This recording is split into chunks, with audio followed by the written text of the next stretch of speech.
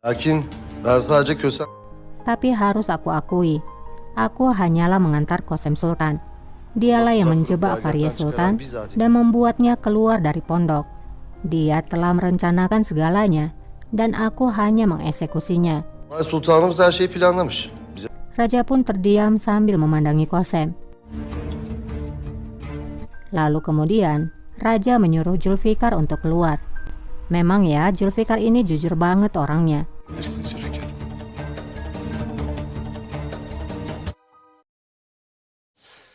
Ben de ziyafet... Di ruangan Sahin, Mehmet baru saja tiba. Sahin mengatakan kalau dia sedang mengadakan pesta.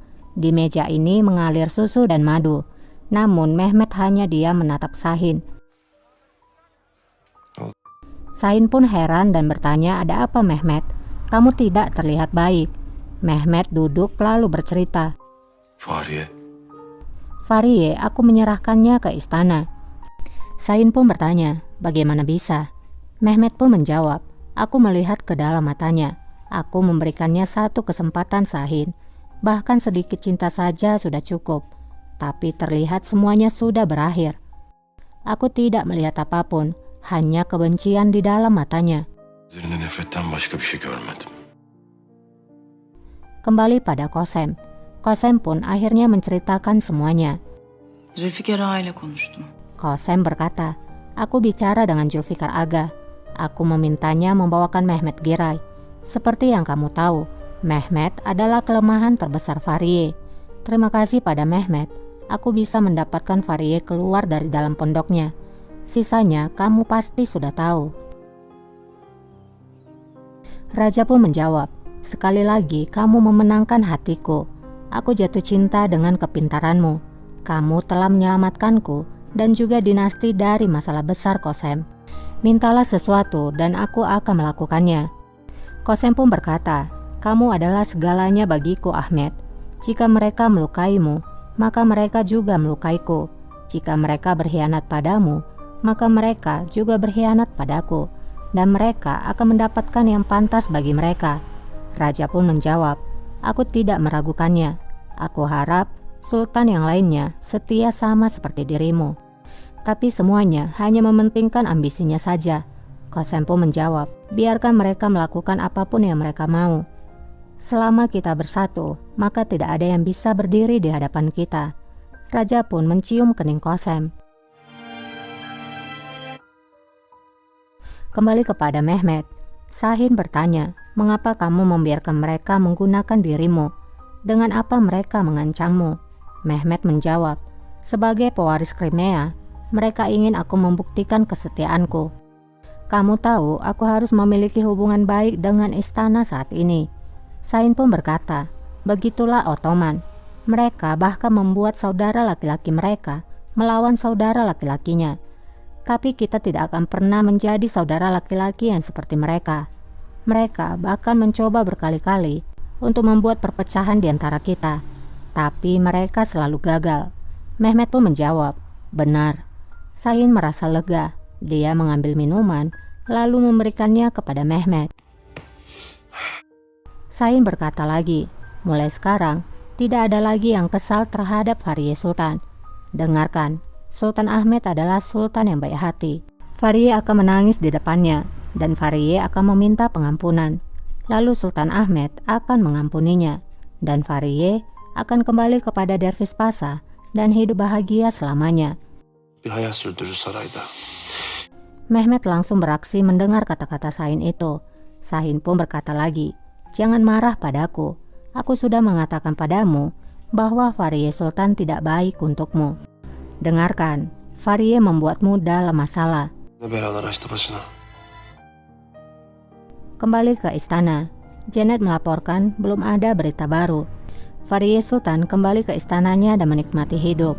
Qasem pun menjawab, dia tidak menikmatinya karena ketakutan akan kematian telah menghadangnya. Yang aku khawatirkan adalah Safiye Sultan. Aku yakin dia akan mencoba membuatnya melarikan diri.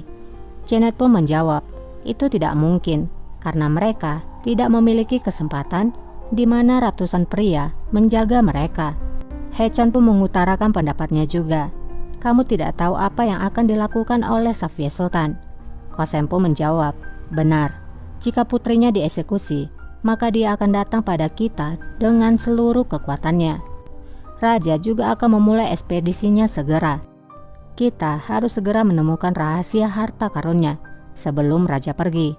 Janet pun berkata, Bulbul Aga membuat segalanya menjadi sulit. Kosem pun berkata, kita harus melakukannya dengan cepat, Janet. Ini sudah terlalu lama. Dan kita melihat di sisi lain, Menekse lagi-lagi menguping. Kosem pun berkata, jika Bulbul Aga membuat kita kesulitan, maka kita harus membawanya jauh dari Safiye Sultan. Setelah mendengar semua itu, Menekse pun akan menutup kembali lubang itu. Namun karena tidak hati-hati, lilin itu jatuh dan menimbulkan suara gaduh. Kosem di dalam ruangan mendengarnya. Dia pun bertanya apa itu. O ses ne?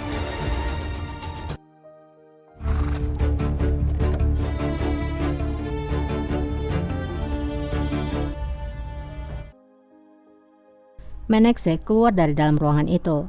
Namun Janet memanggilnya. Menekşe. Janet bertanya, apa yang kamu lakukan di sini? Menekse pun menjawab, tidak ada. Aku hanya akan pergi ke halaman. Taşlığa gidiyorum. Kita beralih sebentar pada Safiye. Safiye menemui Nasuh. Safiye berkata, tidak ada waktunya lagi Nasuh. Kita harus membantu Fariye melarikan diri sebelum keputusan dibuat.